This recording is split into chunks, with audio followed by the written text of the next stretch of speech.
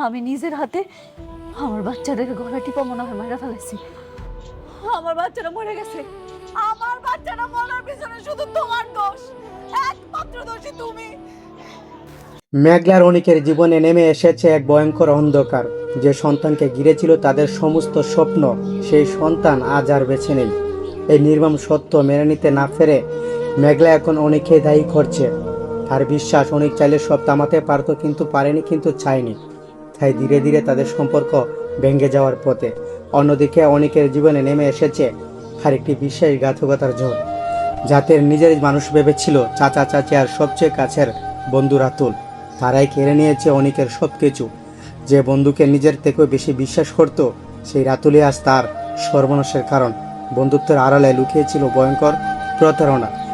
4 নম্বর পর্বে আমরা দেখেছি পরিকল্পিতভাবে মেঘলার দুধে বিষ মিশিয়ে তার অনাগত সন্তানকে মারা হয়। অনেক মেঘলাকে বাঁচালেও বাঁচাতে পারেনি তার সন্তানকে।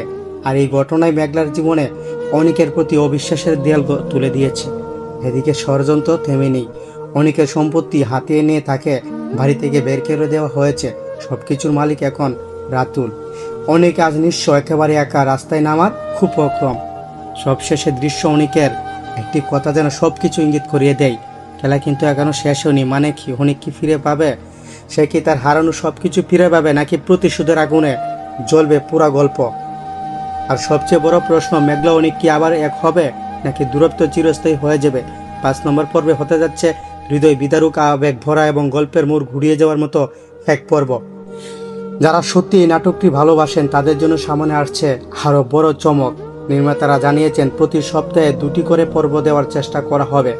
শনিবার ও মঙ্গলবার দুপুরে ইউটিউব চ্যানেলে প্রকাশিত হবে নতুন এপিসোড। আপনারা কি আগ্রহ নিয়ে অপেক্ষা করেছেন 5 নম্বর পর্বের জন্য? 4 নম্বর পর্ব আপনারা কেমন লেগেছে অবশ্যই কমেন্টে জানাবেন। আর যদি জানাতে চান ঠিক কখন আসছে পরবর্তী পর্ব, তাহলে ভিডিওটি একটু স্কিপ না করে শেষ পর্যন্ত দেখবেন।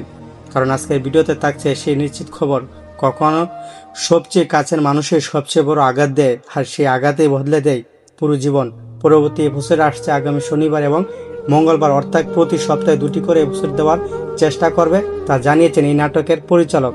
অবশ্যই আপনারা কে কে এই নাটকের 2টি করে এপিসোড দেখার জন্য আগ্রহ, অবশ্যই কমেন্টে জানাতে ভুলবেন না। এই নাটকগুলো আপনারা প্রতি শনিবার রবিবার দুপুর 2টার সময় কারোহিম ইউটিউব চ্যানেলে আপলোড করা হবে। আপনাদের কাছে গরিব ঘরের রাজপুত্র 4 নম্বর এপিসোডটি কেমন লেগেছে অবশ্যই কমেন্টে জানাতে ভুলবেন না। ভালো থাকবেন, আল্লাহ হাফেজ।